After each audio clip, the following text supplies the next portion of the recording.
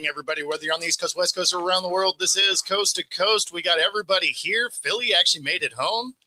So, hey, what's happening, guys? Congratulations. I just want to know one thing before anybody gets started. Philly, I know you said you weren't going to be home because of the delays till the 1st. Now I see you're home. Did you do some planes, trains, and automobile stuff to get home? How did this journey work out? So they canceled our flight. And so there was a buddy of mine that drove a 15-passenger van and had only 8 people in the van. So we're like, did you guys leave yet? And they're like, no, we're just packing up now. I'm like, well, I could use a ride. And they gave us a ride home. Nice. We were blowing all across the lanes of traffic. It was very, very windy, which is the reason why they canceled all the flights. I was told that the rest of the group got out today. And so that they only had one extra day. They didn't have to spend New Year's in Buffalo, which is, for people in Buffalo are great, I can imagine. But for the people that are not from Buffalo is not the most exciting thing. We were wondering if you were going to do like a stunt, maybe like get in a barrel and go over Niagara Falls. So those people generally live, so that's probably not the That's not true. That's actually the first person that went across Niagara Falls was in 1901. She was a woman who was 63 years old. She brought her cat. Both the cat and her made it. And afterwards, she thought that she would become rich and famous from doing it, and she became neither. She's famous because she's the first one to go across. The first man went across in 1914. And I will tell you, the water's just too cold. I'm not a polar plunger. So I'm not jumping in that water. I just wonder how the hell she and the cat made that fall. So they put her in a barrel. Crazy. She made a special barrel that was made of wood and iron. They put a mattress around the barrel, and she made it with only a few minor injuries. The cat did not get hurt at all. Well, yeah, because she was the buffer for the cat. Yeah. I mean, the cat's got 9 lives. It just cost 1. Yeah, right. So wow. Okay. That's what happened. You can look that up. Now I'm gonna make a special bear. I'm gonna do this damn thing. At 63 years old. Go down this. Well, I'm not 63. I'll do that at 53. Be 10 years less. That's okay. I'll take the hit. Just as I wonder if people still do that today. Is that still something anybody does today? Is that still a thing, or is that just people aren't that crazy? 20 people a year, they say. 20 people go down that thing. Well, I don't know if it's barrel. They bring a barrel. Sometimes they just try to end it all. Yeah. Oh yeah. Well, we certainly don't want that to happen. So, yeah, and really, you can only go down on the main one, like the main horseshoe. That's the Canadian side, Niagara Falls. If you try to go down on the Buffalo side or the Niagara side, there's a lot more rocks. Yeah, that's an ouch. Quit it. For those of you that don't know, today is today is Frankie Cruz's birthday, and you know how much of an a-hole he is. It's his birthday today. So I told him, I hope he loses the Patriots in the playoffs. I said, I hope that's your birthday present, because God, if they win, it's gonna be hell. See, you can't even say stuff like that, because every time you take your video off, it's his logos. So you are like a closet Patriots fan anyway.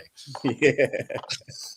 What's happening, Sam? Nobody asked you, Rob. Why are you still here? No, I'm kidding. I'm messing with you. Rob over there laughing like, yeah, Jay, but fuck you. Oh man. But yeah. So I didn't get to watch the Rams game last night. I had too much things going on. How did that turn out? So it was not good for the Rams. No. There's a couple of things that that game potentially does. Yeah. Obviously, so the Rams lose, right? So that locks them, almost locks them into the 6th seed now. there's a few scenarios where they're not, but They could be in the 7th seed. I think that's Green Bay, right? No, that's Green Bay. Yeah, no, Not that's locked in though, right? Because if Green Bay was to win, exactly. That's why I say there's a few scenarios where they're not, that it can play out a different way. But for the most part, the Rams should be the 6th seed. But they did come out and say that everybody's playing against the Cardinals, and I'm sure some of that has to do with the fact that they've lost 2 games in a row. And they want to try and right the ship a little bit before you get into the playoffs. Nobody wants to back into the playoffs. That doesn't generally work out very well. But also, you don't want to lose your division game, your final game of the season, right? It is a division game. It's Cardinal. I think the biggest question mark out of this game is what does this do to Stafford's MVP race? Because he hauls off and throws 3 picks. And, before the stats were really close, I was thinking he was going to get it because, legacy award and all. But now throwing 3 picks, we watched what that did to Jared Goff a year ago when he had that 5-pick fiasco. They won that game at least, but it could fall at the feet of Drake May after that last night. I think if it falls at the feet of Drake May, Drake May's going to have to have a stellar game to really solidify it, I think. But that 3 picks did not help Stafford out. You're right. If he gets to win and doesn't throw interceptions, even if he has a modest game for Drake May, if he doesn't throw any interceptions or fumbles or any of that mess, and they win, I think he does get it. I don't know. I don't know. But I think it's going to be tight. Be given something when he's had padded stats. It's just I can't get over how easy their schedule was. I just don't think he deserves it. When you play a game like that, when you play a schedule like that, I get it, but you have to beat the teams in front of you. Right. Yeah, he didn't get it. He didn't make the schedule, so you can't blame him for that. The fact that they had the Sister Mary of the poor and blind and I mean they're playing Pee-wee teams. Of course you're gonna look like they do, but I mean, they did beat the decent teams in front of them also. So it's not like they just shit the bed when it was a good team. Like even in a loss, they were close, right? So it's not like they were a terrible team when good teams played them. So, well, I think the interesting thing for me is for the Patriots, and I understand your position on the schedule, Rob, because I've been telling Frankie all year that his schedule is 3-ply soft Charmin. So I get it, man. I understand, and I feel the same way about a lot of things that fall into that kind of category. But here's the thing, man. This is Vrabel's first year at Patriots. He brought in a bunch of new draft picks, a bunch of new free agents. Then this is Drake May's 2nd year. When you take into consideration, this team was literally kind of thrown together with the new coach. The fact that they have the 2nd best record in the league, regardless of the schedule or not, is still something to be proud of and still something to take into consideration. I mean, do I think they're going to win this? No. But I think that they're going to if they continue to go down this route within a year or 2, they will be in the Super Bowl. Yeah, I mean, I would say that Vrabel as your coach of the year is almost a slam dunk here. Yeah. Yep. I agree. But yeah, I mean, I would not be surprised if Drake May gets it now after that meltdown on Monday night. Yeah. Well. So. And plus that meltdown on Monday night helped out Carolina tremendously too, right? Because now I think if Atlanta wins their final game against New Orleans, it doesn't matter the outcome of the Tampa Bay Carolina game. Carolina, it's so funny. They lost to the Raiders in the beginning of the season. That's one of the Raiders' wins. I think we were talking about this last time where the Carolina has the first win. If Tampa gets this last one, then they really will be tied. And then it goes down to what? Conference, but conference is tied. But now where does they go after conference? But what happens though is now with this game, the way it's set up, if Carolina loses and Atlanta wins, all 3 teams are now 9-8. So and then because of that, in all those ties, Tampa Bay's the winner. No, I thought it was Carolina. Are we sure it's Tampa? They shouldn't be. I was reading that it was Carolina, because they would have the same division and conference wins at that point. So it should be the last one that I saw. It would have, if they all end up tied, Tampa Bay ends up winning, is what I saw last. Okay. What statistical category they're using to Carolina, discern that's that? So It ain't the conference. It's not the division. It's not the ties. So there's a ton. Like it goes like 10 metrics deep. Okay. Okay. I got so, obviously it's record, then it's division, then it's conference, then it's strength of schedule. And then there's a couple more. It can actually go down because it almost happened to the Seahawks and the Rams a year ago. It can go all the way down to a coin flip. Oh, crap. That sucks. Now, again, it's 10 metrics deep. Yeah. It's never gotten there, but it would be pretty crazy. If it did. Yeah, that'd be wild. And Frankie, you're out of your mind, dude.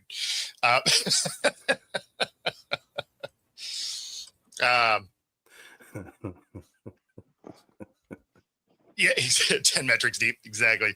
Yeah, no, it's like obviously I think Carolina probably does win. Right. I think they beat Tampa. Tampa just doesn't look good. No. And Carolina's going to find a way to punch their ticket to get in. But there is a scenario where they're on the outside looking in. And with as much nonsense as Sonia's been talking, I think that'd be funny. Yeah, because Carolina will get in. Their first game's either going to be against Seattle or. Oh, no, I mean, if they lost it and they missed it. Oh. Because then all of that talk would be like, poof. So it goes down to 7. There's 7 here. Head-to-head. Yep. Percentage in common games. Yep. Best percentage in conference games. So head-to-head, then, division, then conference. If all that's tied, best winning percentage in common games, best winning percentage in conference games, the strength of victory, the strength of schedule, net points, touchdowns in common games, and then the coin toss. Damn, that's crazy. The fact that there's a coin toss is rad. Like that I hope one day we see that. With 18 games, you will.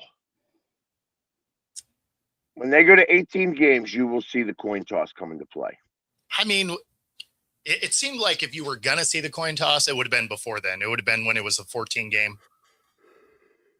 No, I think the more games, because, if you blow somebody out in week 2, sure, that would show up with smaller amount of games. So you would never get past like the number, like 2 or 3, depending on the percentage in conference or the strength of victory. Because realistically, I mean, we're Giants, we're talking about Giants. So many things have to go right. Both teams would have had to have a blowout in there. Who knows? I mean, you could have been Chicago and then had 7 wins in the last minute. It's true. So, but if you're talking about point differential, right? Yeah. So, I wanted to validate. So, like from the New York Times, I'm reading that about Atlanta. So, with the 3-way tie, it would go to Carolina. If they 3-way tie, because Carolina swept the Falcons this season. They're 2-0 in the season series with the split, and the Bucks for a 3-1 record against other 2 teams. And the Bucks split with the Panthers and the Falcons, giving them a 2-2 record. So in this sense, in a 3-way tie, the Carolina owns the tiebreaker. A 2-way tie, Tampa Bay owns the tiebreaker. Right. But Atlanta can't win. Atlanta cannot. Atlanta's eliminated. But what Atlanta can do. Panthers now can clinch the division with the win over the Bucks, or a Falcons win over the Saints. Yeah, so if the Falcons that's how that would roll. Saints, Tampa Bay is automatically eliminated. Yeah. Okay, so they need the Falcons lose, but if Tampa wins, then Tampa goes. Exactly. Yeah, Tampa's got to win no matter what. Yeah, because I knew they had the tiebreaker if they beat. Oh, no, sorry.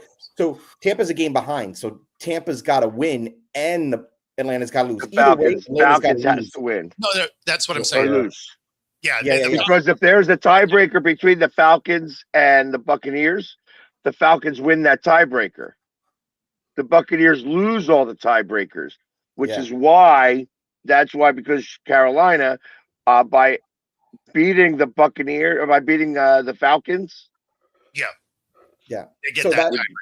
that what makes it interesting now is that Atlanta New Orleans game, which would have been a crap game, is actually important because now it's going to help decide the championship in the NFC South, right? And the fact that the Saints are still really close. Yep. A 7-10, they could wind up in second place in the division. Yep. If they beat the Saints. The Saints beat the Falcons, they'd wind up in second place in the division. That's insane. I mean, the Saints have turned it on, so I mean, I'm happy to see that. But yeah, It would have been a coin toss had the Giants not played the Raiders. It would have been a coin toss. A coin toss. A coin toss. This show's going well. I feel like a Monday. So even though if Tampa was to beat Carolina, yep. If the Saints or if Atlanta beats or loses to the Saints, right, then Tampa would get in, correct? So if Tampa has to win. Tampa has to win no matter what. But if Atlanta wins, then Carolina would get in automatically. Automatically. Right. So I'm saying, so Tampa can still win out and still lose and not make it because of the Atlanta game. Yep. Ain't that crazy? Damn. So Carolina really is in the best driver's spot. In that scenario, outside of a Panthers win, the winner of this division will have a losing record. That would suck. That would absolutely suck for Tampa to break the 4-game losing streak and win to try to get in, and Atlanta just beat the pants off of the Saints. You know, the thing that's funny is with Atlanta beating the Rams, I will absolutely take the Saints to beat the Falcons. Yeah. I'll tell you this though. This is not the first time that Tampa's made it to the playoffs though. Well, the Saints, as a divisional leader, they have a 7-game winning streak. The Falcons have a 3-game winning streak. The Saints have a 4-game winning streak, and because of that, that's changing all of the strength of schedules. Yeah. So that's what by beating the Rams, that completely changed the strength of schedule for this tiebreaker. And that's why I feel bad. You're right. I feel bad for Tampa because nobody thought that Atlanta was going to make it more fun. No, I don't have my Modelo with me. Jay getting strays out of nowhere. I say, what the fuck? I didn't say anything about Jay. I just said I didn't have. Hey, Rob, I'm just going to tell you right now. I'm just looking at your beard. Not a bad beard. It's not bad. No, it's not bad. Don't take what I'm about to say the wrong way. You don't have a bad beard. It's a decent beard. But let's be honest. The chromosomes that I have that is off of Modelo and the chromosomes that you have off Modelo, you can just see that you're a lightweight. I'm just saying it's okay. Oh, I am. I don't drink anymore. I'm just teasing. I don't drink. After me and Pags had a discussion, I don't really drink anymore, to be honest. As you can see, I don't have no Modelos on this motherfucker. So. Well, it's also significantly earlier than the show used to be. Yeah, I mean, it's still. Back in my day, that had no bearings. I mean, look, it's still dark. It's still dark out by me. Like that's the outside. Yeah. It's still nighttime. Hey, listen, mimosas is what we do at breakfast. I don't know what you're talking about. We used to do that. Not anymore. No, I'm one of those weird Italians that don't get hairy. Oh, you're one of those weird Italians that don't get hairy? Me neither. I don't get hairy either. Right? It's more my back than my head. Joe's over saying that's because you're an American Italian. You got to come over to the motherland to be the real Italian. I'm not a true blood. I know. I'm a half blood. And who says this is an ugly sweater? This is Washington Huskies. Oh, over there. I'm sorry. I'm not a front runner. Like maybe we're in Alabama or something. But man, y'all's best year was when Penix was there. Yeah, we had that big Penix energy, right? Man, that was a good time for your school. Our best years were back in '92 when we won a national championship. But Yes. Oh, y'all got the national. Oh, man, I don't even remember that far back. I graduated high school in 91. So y'all must have won it the year after I graduated, which would have been my first year in the Navy in Japan. So I wasn't watching anything over there at that time. So that's why y'all snuck that one in. I got you. yeah, that tracks, Frankie. Yeah, it definitely tracks. I promise. Happy birthday. Yeah, definitely. Happy birthday.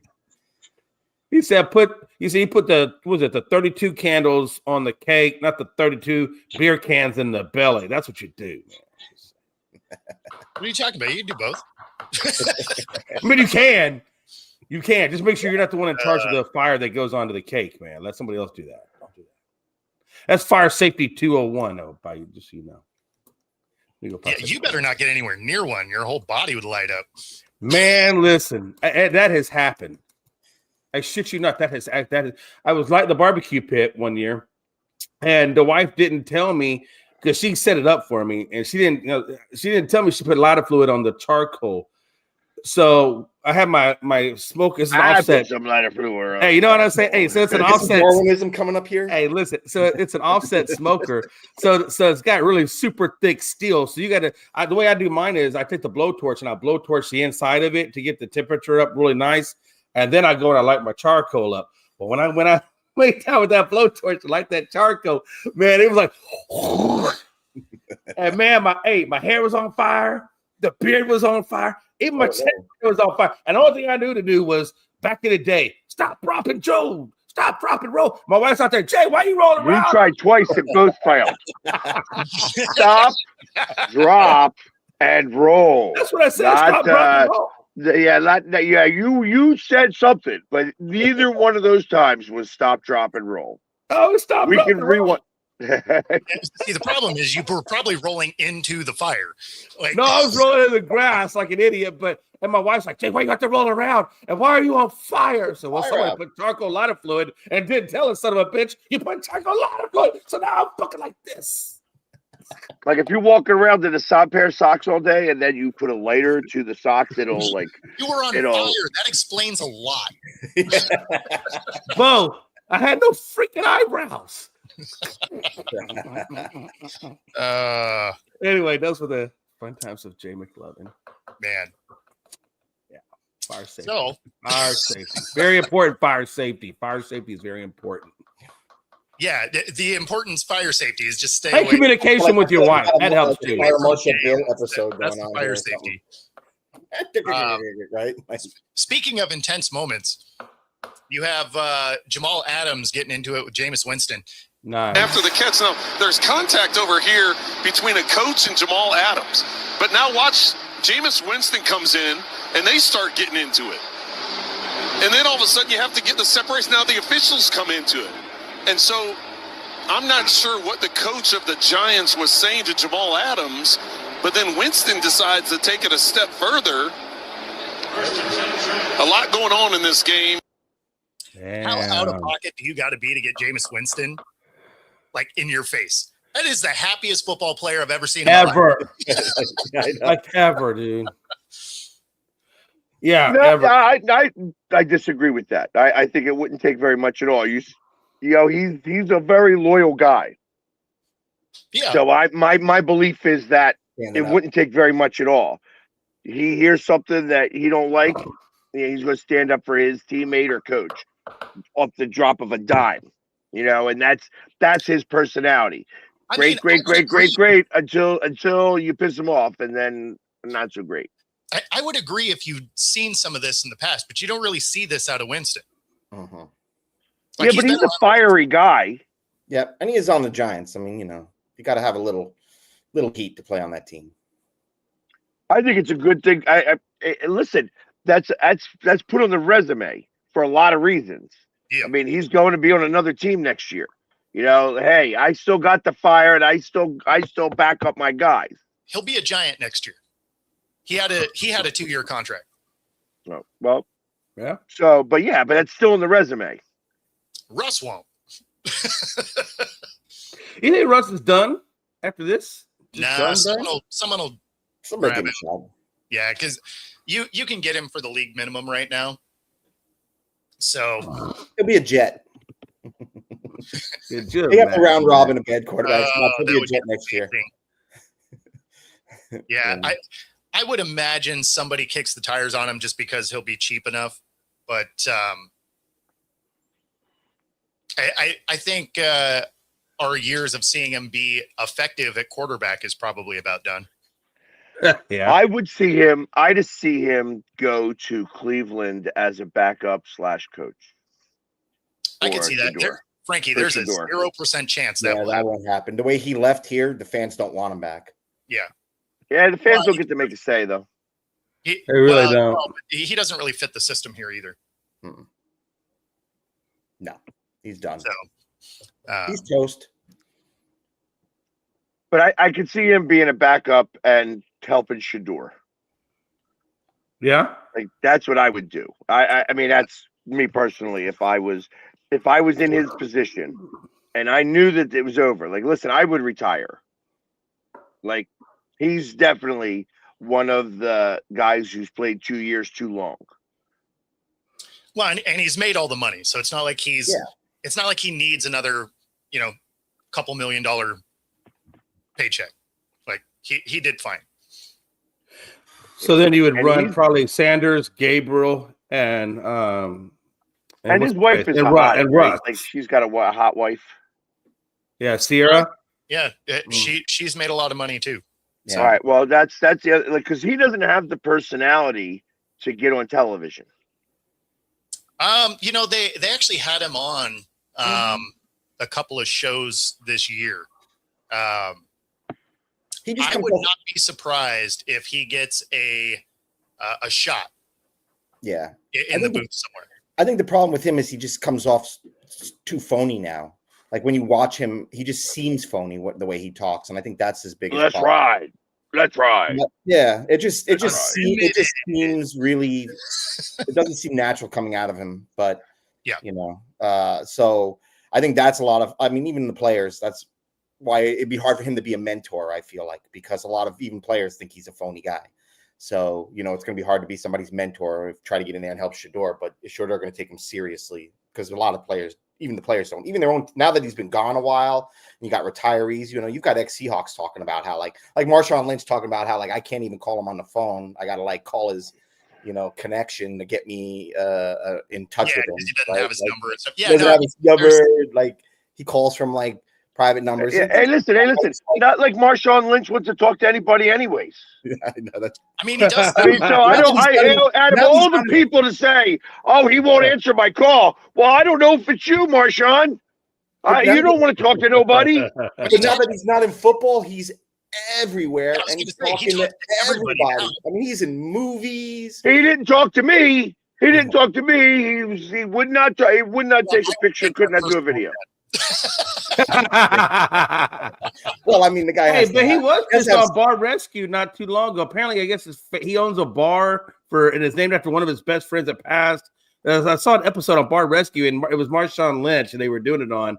And bar he named wasn't even Skittles? very talkative then, huh? Was the bar named Skittles? Well, it was like Rob Benz, I think is what it's called. Rob Benz, I think, something like that. But yeah, I Well, mean, he's everywhere now. I know that when he was at, the Deshaun Jackson Michael Vick game, I went up and I tried to, and he's like, "I'm watching the game," and I'm like, "Thank you, sir, appreciate it." And he gave me a nod, like it was. Oh yeah. It was, hey, listen, if I was going to be cool about it, he was going to be cool about it. And that was the end of that, But that being said, he didn't say a lot. He didn't give me the moment in time. I just needed 2 seconds of time. See, He's everywhere else. He's looking at his PR guy. Hey, man, look, I know No, this. like I know this dude's like a super fan, but damn, man. when he's involved, like in the game or anything like that, he is singularly focused in that way, right? So Yeah. when he because he's doing the pictures, right? So no, he's no, like, and a lot of it's not time. even just that. When he's watching, like he's focused on it. He doesn't want to talk to you. So like even when he became part of the ownership group of our rugby team, the Seawolves, he wouldn't talk to anybody until after everything was done. All right, Scott. So you couldn't really talk to him while they were doing the introduction or during the game or anything like that. After the game is the only time you really got to chat with him because he's like, yeah, no, like I'm busy, and which fair enough, right? So when he's watching, that's I wonder how it would have turned out though if Pags would have went up there and said hi and handed him a bag of Skittles and said, "Gonna have 3 seconds of your time." the Skittle thing is not going to help you out. You never know. He'd probably reach out of his pocket and be like, "I got my own." That's what I would say. Better be a big bag of Skittles. You know what I mean? Like listen, be like, you're not giving him the little fun pack. Hey, I got you're the giving family, him like I got the I family got a share value pack. size. You want to do the share size and share with me, right? You know. And if you're real smart, you get the sour one because that way the package is green like Seahawks, and then you can play it off really Ooh, nice. there you go. Just saying. Yeah, well, I didn't have any Skittles on me, so No. Yeah, Lack of no, preparation. he gets that all the time, so that wouldn't really help you out. But it's the gesture. It's the gesture. hey, if I brought over, well, I'll keep that to myself. Hey, wasn't the same guy? Didn't Marshawn, when he used to have his vehicle, he would put velvet ropes around his vehicle so you couldn't. I remember hearing something about that. I think it was in Vegas, but he parked his Lamborghini, whatever he was driving, then he put velvet ropes around it. Well, yeah, that was probably a rental. He didn't want anybody to scratch it. No. I mean, I could understand that because you know they're going to charge you an ounce load if it happens. Right. Yeah, I was going to say, Scott, yeah, I think Lynch definitely enjoyed his time here in Seattle. In fact, I was watching a show the other day where he came back and he was talking to a bunch of folks at the local here at the seismic activity office or whatever they do. And they were showing him what Beastquake looked like on the size chart. So they're like, here was your earthquake that you caused. And they were showing him and they were going through how they monitored all of that and all. And he was talking about how much he loved, Seattle. The fans loved him, appreciated him. We didn't push him to talk. Like, we understood, hey, if you don't want to say anything, just get out there and play, right? Like, we promoted to me, like, leave him alone. We understood that. So I think he has Seattle. I mean, and Buffalo treated him like crap. Like, he was looked at as like a gangster over there in Buffalo for a long time. So he liked it enough here to become part of the ownership group of local teams. So yeah. I mean, like, you're not going to do that if you don't like the area. Yeah. So, but he's here all the time. So because he's a partial owner of not just the Seawolves but also the Kraken. So that's interesting. Yeah, it's just beat the Flyers 4-1. Yes, I wore my Kraken. I thought you were going to be here yesterday, Pags, and I wore my Kraken. I was excited. We're back in the playoff hunt, though we lost last night. In that shootout. But I think we're now still above 500. So. I think we're in the playoff, like, bottom of it, but I think we're in a wild cards position right now.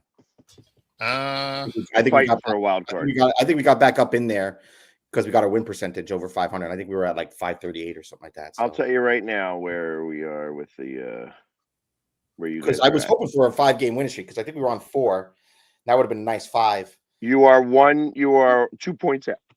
Oh, 2 points out now. Okay, so if we would have won, no, scratch that. You are. Yes, 2 points out. Okay. With 2 games in hand. So if you were to win the 2 games in hand that you have, you guys would have 43 points and would be in the wild card spot. Okay. Yeah. So well, yes, that win loss. It helps that our loss was in overtime because then we still got a point out of it. I got you. I mean, honestly, that's why we're even in the conversation is because we've had so many overtime games. So even though a bunch of them ended up in losses, you still get a point for going to overtime. 7. Yeah, I've had 7 overtime losses, which is 7 points. Yeah. Yep. That you've received. Yeah. 16 and 14 and 7. So really, you guys are not for nothing. You're 16 and 21 with 7 extra points. Yeah. But the West as a whole is not that good. What? No, it's not that good. I mean, you got Colorado and you got Dallas both. Well, yeah, let's stop. Let me finish here. You do have the 2 best points right now out of the West. The rest of the West is really soft. There's a lot more losers on that side in comparison. The East is a lot stronger as a whole. However, the East is beating themselves up more. Like Colorado is so much better than everybody else in the West. Dallas is so much better than everybody else in the West. That being said, even the Wild fall into that category, but everybody else stinks. Yeah, Like, the Kraken aren't set up to do anything in the playoffs. Vegas isn't doing bad. They're at 17-9. They're on a 2-game losing streak though, but they're 17-9. Well, yeah, but 11. You got to count. They're 17-20 because they have overtime losses. The fact that they have 11 tie games that they've lost, that's 17-20. So you got to think of it like that. That you got to add the last two numbers when you see 17, 9, and 11. Yeah, it's 17-20. Okay. Interesting. Yeah. I didn't know that. Okay. Yeah, the Kraken aren't set up to do anything in the playoffs because they can't score. No. So Well, I mean, yes, even if they find their way in, their defense is good. Their ability to stop goals is great, but they can't score. And so even if they get in, it's not going to matter. Because No, but I mean, I think more goals to win. But just for for hockey, for us, just to get in there, to just say we were at least in the wild card is a good step, right? Because we got it there the first year we were around, and then we've been out of the playoffs at all together for the last 2 years. So No. So we were last year. We got in the playoffs the year before. Was it 2 years? Okay. Yeah, 2 years ago we were in the playoffs. Okay. Yeah. So I think Because we actually went pretty far with a really scrappy team, and then last year we were awful. Yeah. Oh, see, I remember when we went far. I thought that was 2 years ago. Okay, so that was a year ago, 2 seasons ago. Yeah, 2 seasons ago. And then you ran into. That's when the Vegas Knights won the Stanley Cup, right? Yep. So that was 3 years ago. We got there the first year, and then No, 2 years ago. 2 years ago, because it was back to back, and then Vegas, and then last year was. It was last year. Wasn't Carolina, or Might have been Carolina. I know Carolina was in it, but I thought, Edmonton. No, Panthers. Yeah, the Panthers back to back on the Panthers, then Vegas. So it was the Vegas year that you guys lost to them, and you brought them to 6 or 7 games, right? Yes. Yeah, we had them at the brink. Couldn't close the deal, and then they went on to win. Yeah. And then last year we just completely fell off, which is how we ended up with a new coach and a bunch of new people and all that. Well, I'll just be happy, even if we don't go far, just to get in, to have playoffs. We don't get that much around here in Seattle, right? So we take it when we get it. Well, and that was the same feel for the Flyers. I always feel that playoff hockey is so much better with Philadelphia in it. It's got to have Philadelphia in it, and Philadelphia hasn't been in it for a while now. The fact that they are number 3 in their division is actually great, with a lot of games on hand. Like, everybody else has played more games than the Flyers, except the Penguins. The Penguins are the only team that's like close. Penguins are down though. We've had 37. We're at 45 points. If we were to win the games that we have on hand against the guy in first place, we would actually have second in the division. So. Okay.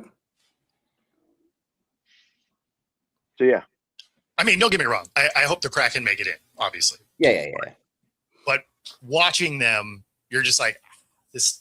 Not going to do anything. They're going to go against a team that can score the puck, and they're not going to be able to answer. Well, yeah, but defense, again, in the playoffs can win games. Your best bet would be to not get Avalanche. However, if the Avalanche do win the President's Cup, that's like a kiss of death. Yes.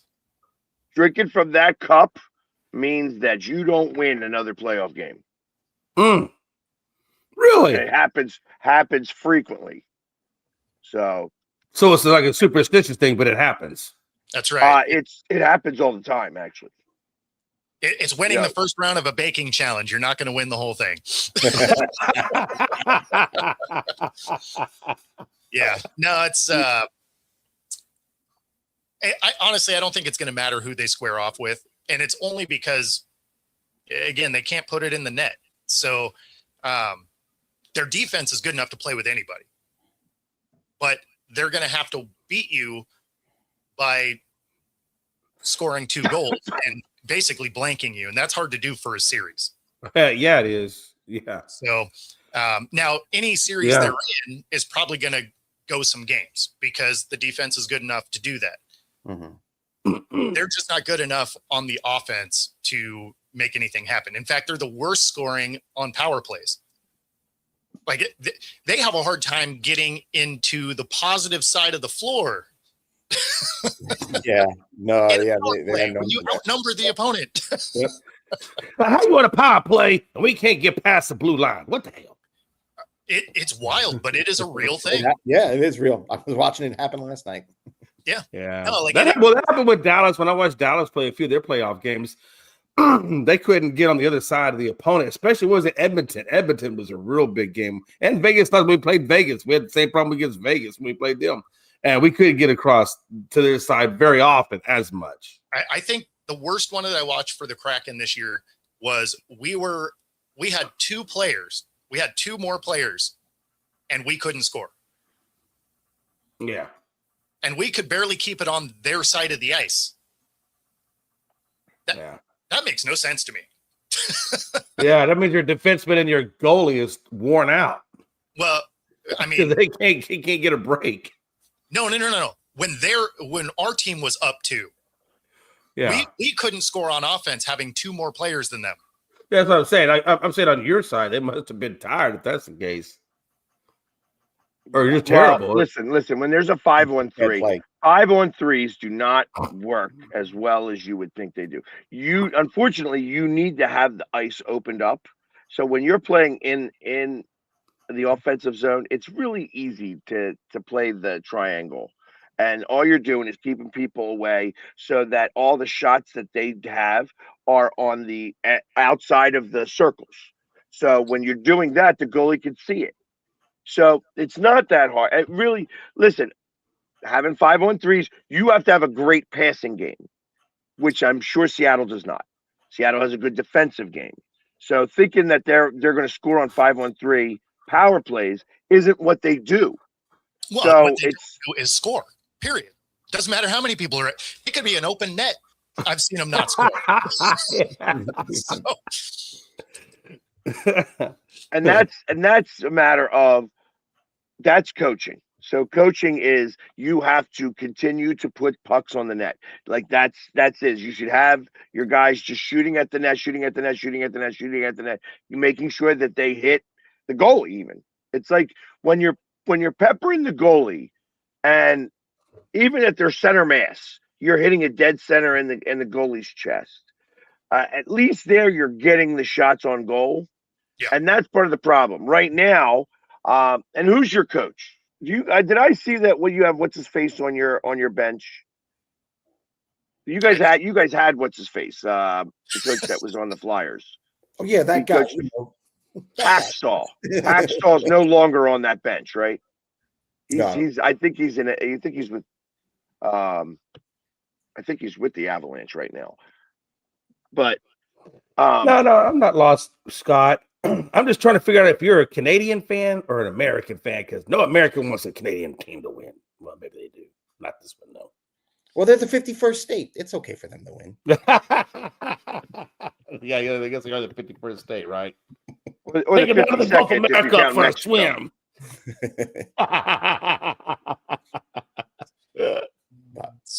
But I mean, to think about just as I think about that, and when it comes to hockey, I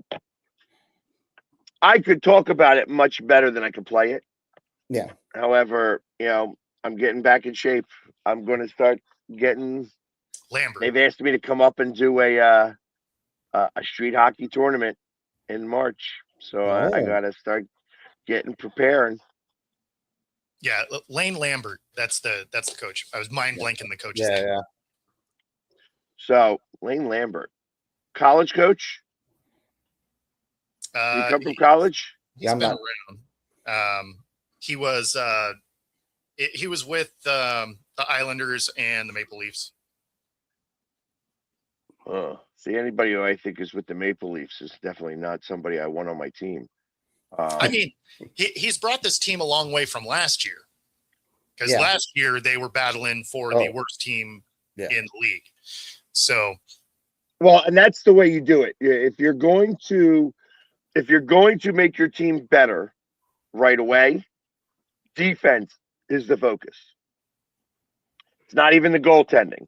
You figure that your goaltender, the mid-range of goaltending is everybody except like the top 6. 6 to 8 goaltenders. That you only have a great goaltender can save you out of like 1 or 3 or 4 games a year. Not anything more than that. You got to work on your defense. Your defense has got to get better.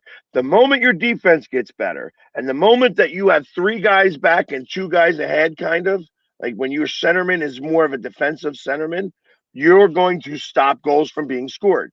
When you stop goals from being scored, you are going to win a lot more games or get at least a point, which is what they're doing. Well, that's the thing, is they're not winning a lot of games only because they're not getting the offensive production, but they are getting a lot of overtime. So they're getting a point because you can't score on them. They're one of the best at stopping goals. The problem is they're equally as bad and scoring them. So, they were the second or third best at stopping goals. They're the second worst at scoring goals, which is how a lot of these go into overtime, tied 2-2 or 3-3. So, it's it makes for intense games though. Like you're locked in the whole time. So, well, I've always said, and I told you guys before, even on football, man, I feel like if you have a great defense and you have a good run game and you can chew up the clock and keep them off that's a strategy right there. Same thing with hockey. I mean, again, I'm not a big hockey follower because I'm in Houston. Nobody down here plays hockey. Nobody. No high school, no college, no nothing. So, I mean, it is what it is. That's why the interest is so low down here. But, I mean, we had to go to Minnesota, I think, to get our damn hockey team. They did the Stars. Did the Stars come from Minnesota, right? Minneapolis, I think, at one point. So there you go. But I do think defense, man, that's where it's at. Defense, and then you got to be on the other side of the ice. You can't just stay on that side of the ice all the time. At least from what I've seen, because they all look fatigued by the time they do get to the other side. I know that's how Dallas looked when they against the Kraken, and they looked like that against Vegas and Edmonton a few times. Well, ultimately they lost to Edmonton. But. Yeah, no, the Kraken are good on defense. They are slow on offense. Yeah.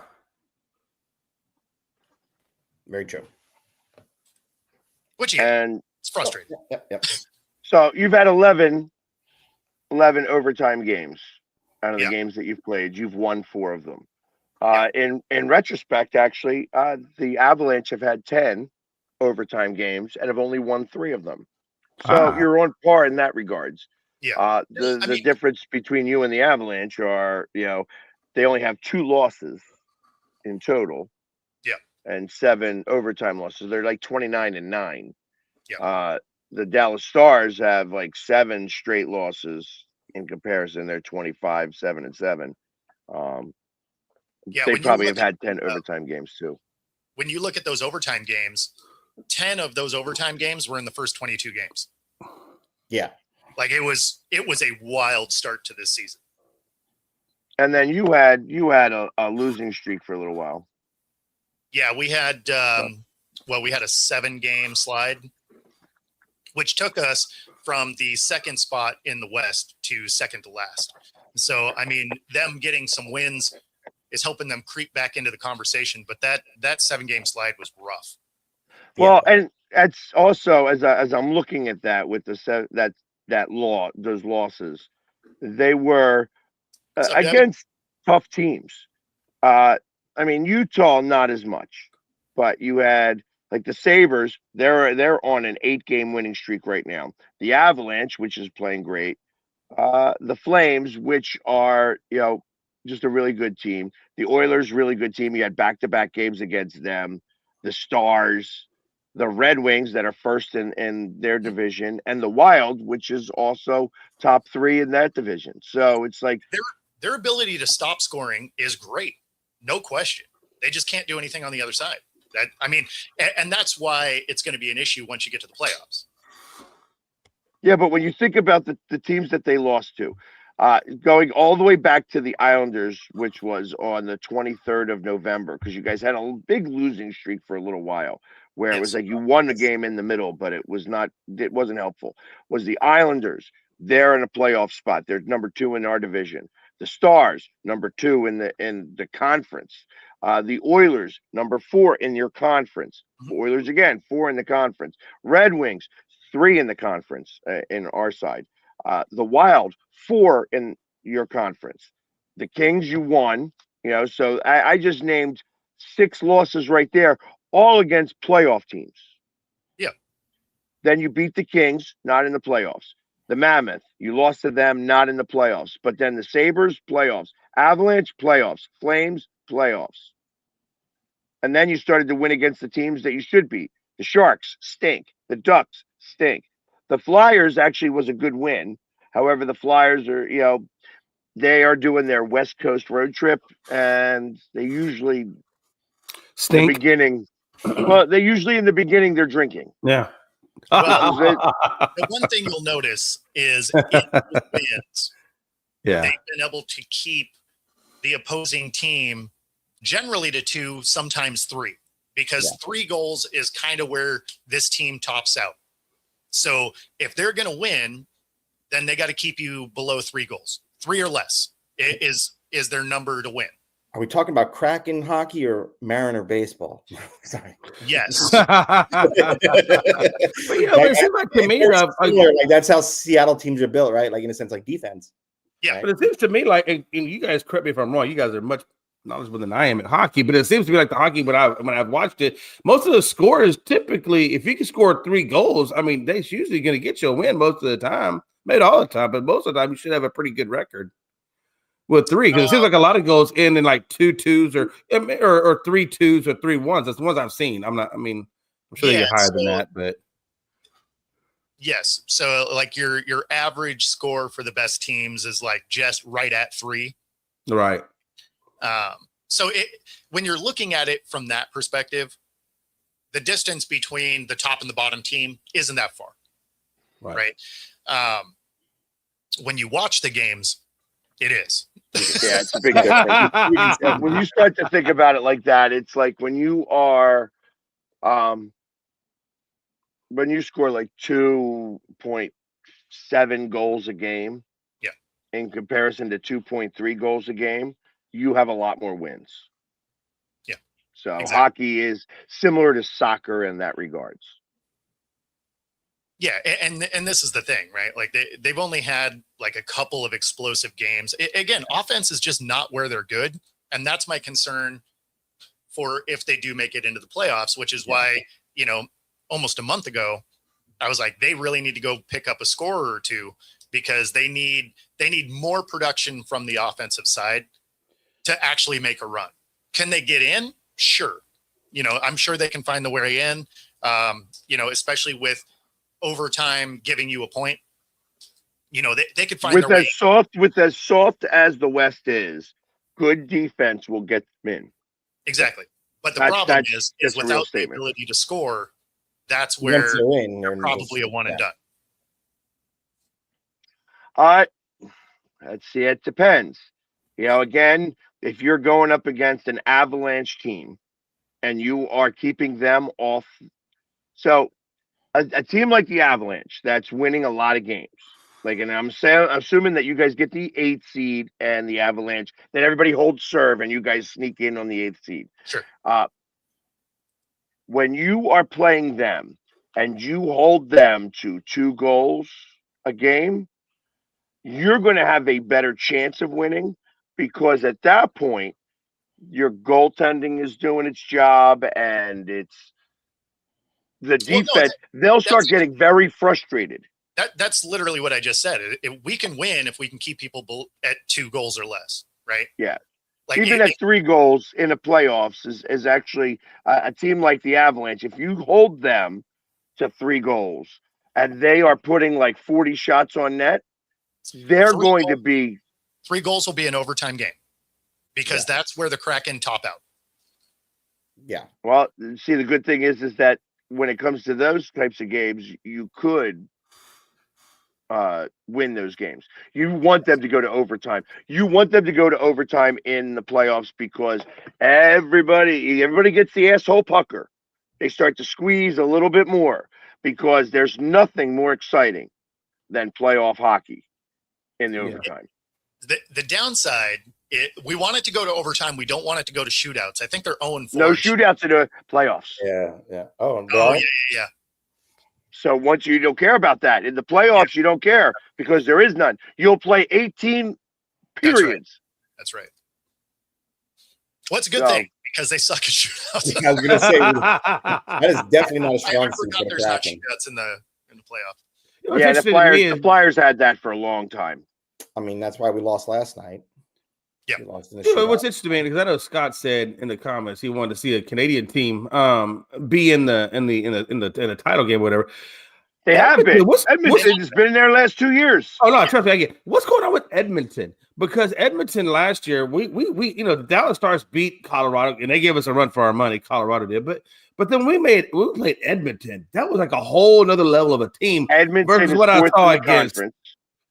That Edmonton team was incredible last year, and it looks like this year they've fallen down quite a bit. Yeah. Do you guys think Edmonton will come back? Yeah, Edmonton is a switch guy. They're a switch team.